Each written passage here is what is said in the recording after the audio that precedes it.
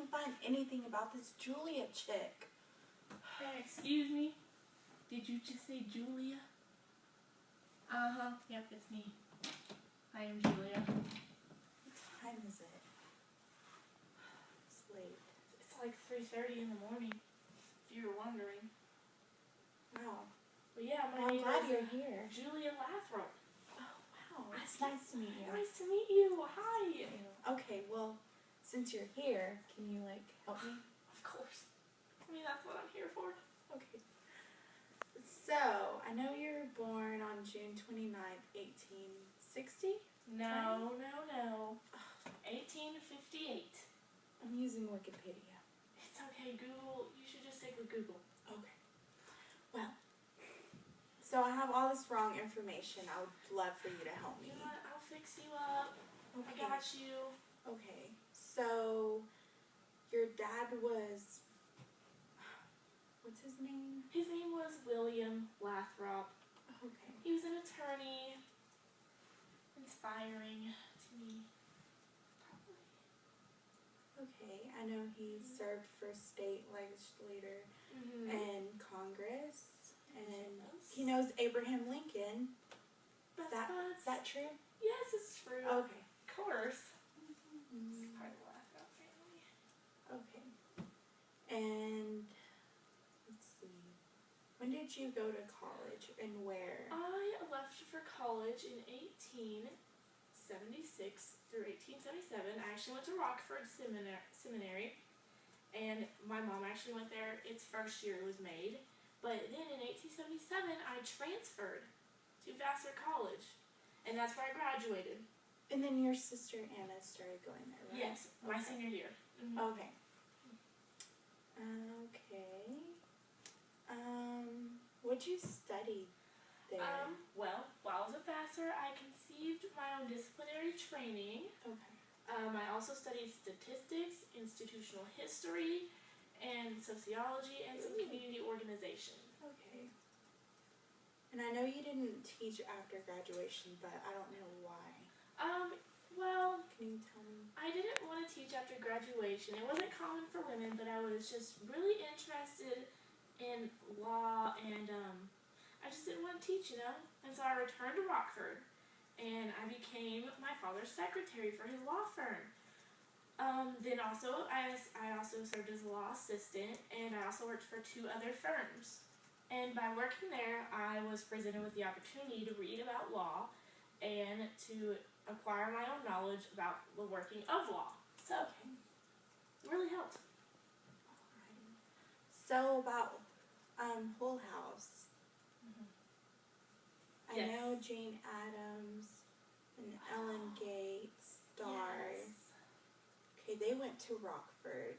They did. I worked with them. In fact, I knew them. And you even know Grace Abbott, you know, the one that wears the shiny thing on her head. She would not take the shiny headband off. Oh. And she kind of worried me.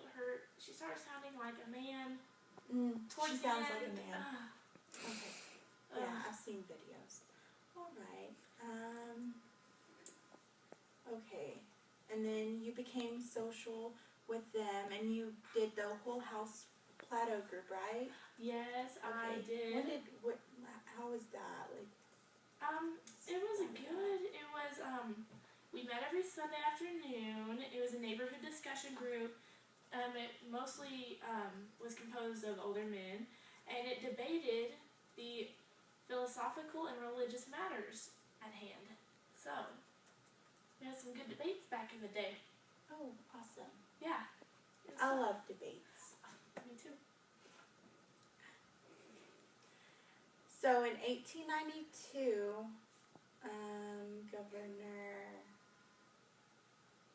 who's the governor then of Illinois? Well, the governor was John P. Outgeld of Illinois, and he appointed me to the State Board of Charities. Yes. Alright. And actually, the next year I inspected numerous mental health organizations, and shelters and orphanages, and some soup kitchens on behalf of the board.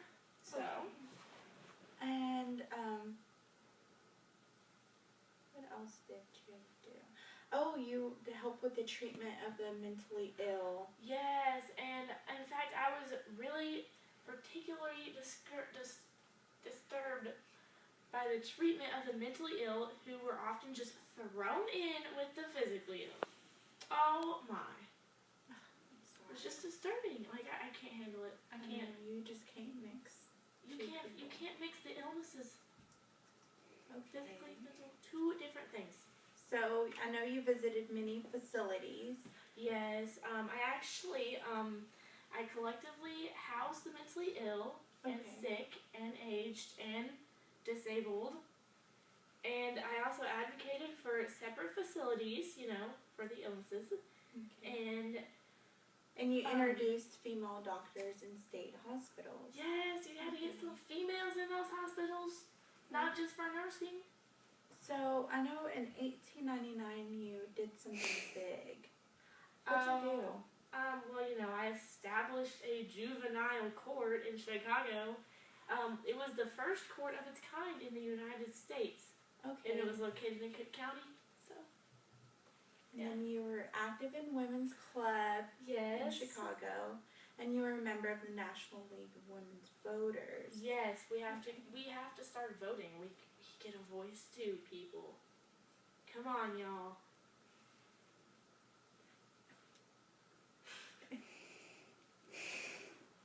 And did you know in 1901, I actually resigned from the Illinois Board of Charities in protest against the low quality of staffs of most of the institutions under its purview. Like, I had to get out of that. I'm sorry. But then you got back on the board. I did in 1905. Okay. And then you reorganized everything. Yeah, it was completely rent. Like, and from 1903 to 1904, I assisted Graham Taylor in organizing the Chicago Institute of Social Science. And at the time, it was the second school of social work in the country. Okay. So I helped with that. And I know that it was shortly renamed the Chicago School of Civics and Philanthropy. Yes. And in 1907, assisted by Sonovispa Breckenridge, you established Yeah, me. its research department and served for a year as its director. Yes. And then you volunteered. And you served on school boards, as always. Mm-hmm. I love school. And I love sports. Yeah. It's okay. It's late at night. In 1908, you helped form the Immigrants Protective League. With who, though? I actually helped with Grace Abbott and Breckenridge. Yeah, Breckenridge, and her first name is hard to pronounce. I just call her Breckenridge. Okay.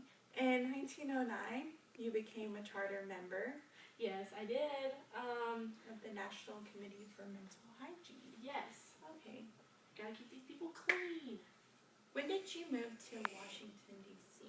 I actually moved there in 1912, where I was appointed the chief of the Federal Children's Bureau, and in the Department of Commerce and Labor by President Taft. I was the first woman to head a federal bureau. Not to brag, but first. Okay.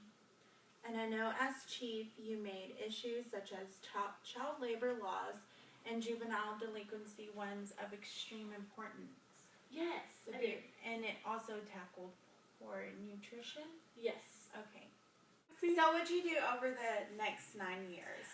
Well, actually, I directed some research into child labor, infant and mother mortality, which actually led to the creation of uniform birth registration process. Of course, juvenile delinquency, mother's pensions, and illegitimacy. Okay. So after the Keating-Owen Child Labor Act was passed in 1916, preventing interstate commerce of goods manufactured by children, a child labor division was created to enforce the act. which you brought Abbott to direct the division. I did. Does she still have that thing on her head? Yeah, she would. I tried to get her to take the sparkly headband off. She said no. Okay. So then you resigned from the position in Yes. 1921 due to the health reason, Mhm. and Grace Abbott replaced you. Yeah, I was like, take my job, whatever. And you moved in with your sister back in Illinois. Me and little sis. Alright. Okay. So what'd you do whenever you went back to Rockford? Well, from 1912 to 1918, I actually served on the Vassar Board of Trustees. And in 1918, after the armistice of World War I, President Wilson sent me and Grace Abbott to Europe for an international conference with child welfare. Oh, okay. And yeah, I became an instrumental to the forming of Child Care Bureau in the newly formed country of Czechoslovakia. Okay.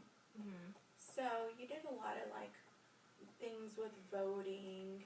You joined a charter member committee of mental illness, and you even helped with the efforts of the Shepherd Towner Act of 1921. I did. Okay. So you did a lot of things throughout those years. Yeah, like tons. Okay. Too many to count. And then in 1925, I know you went back to Europe, and you helped Switzerland for the League of Nations Child Care Commission. Yes.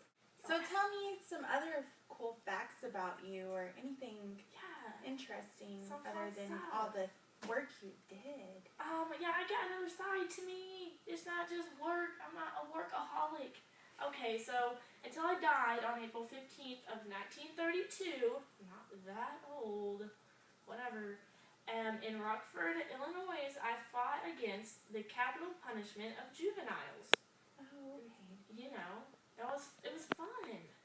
And I also contributed articles of various periodicals and a chapter to the Child, the Clinic, and the Court in 1925. Awesome. So, Well, it's already like 4 o'clock. yeah, make sure you get some sleep. And actually, I think I'm seeing things. Yeah, I'm not really here. Okay. Okay, I'm gonna go back. Bye. Bye.